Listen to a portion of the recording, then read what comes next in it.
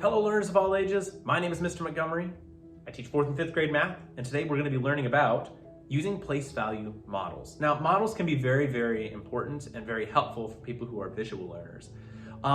Yesterday we talked about the different properties of multiplication, and one of the properties was the distributive property, where you have a single digit number times a larger number, and we can distribute or break apart those multiplication problems to make them a slightly easier, and that's what models help us do.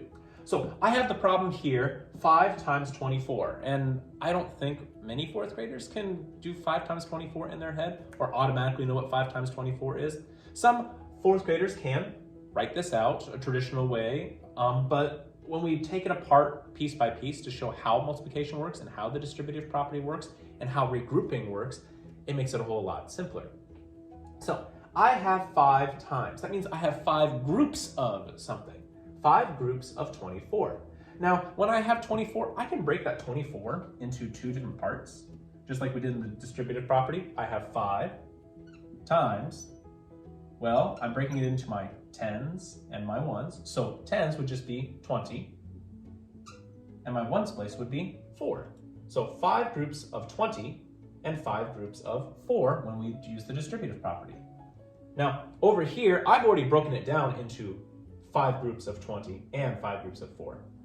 If I have my block system, if they're in long bars, that usually means that it's in groups of 10.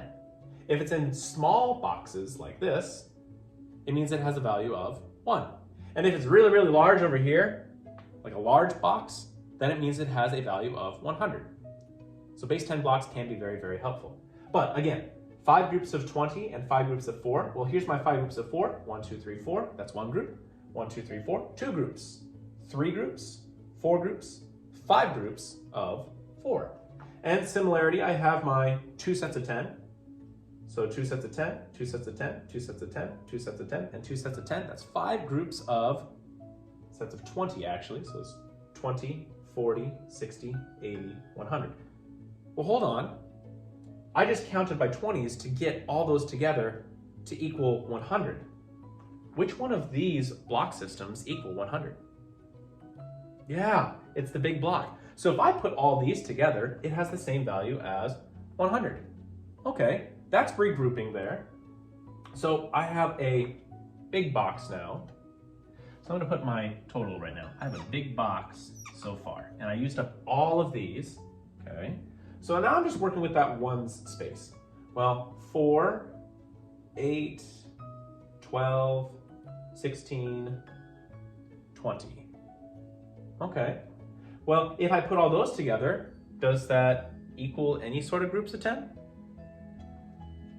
Yeah, it equals 20. So how many groups of 10 would that be?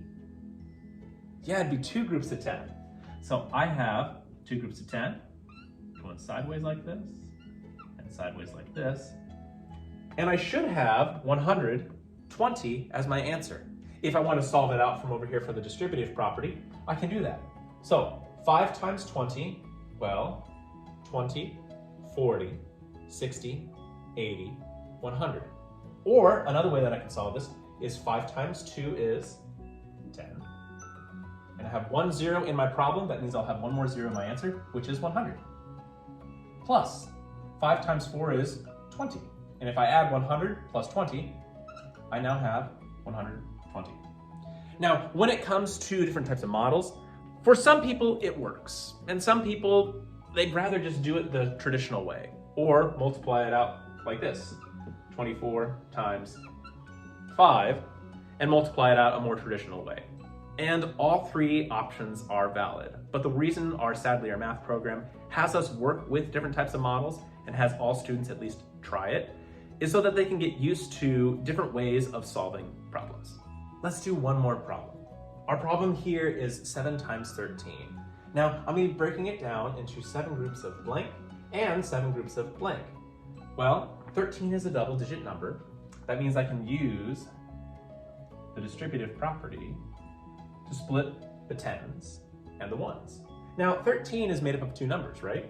The 1 is in the 10s place, so that has a value of 10. 1 in the 10s place has a value of 10. Plus, a 3 in the 1s place has a value of 3. So when I break up 7 times 13, I have 7 groups of what first? Yeah, 7 groups of 10.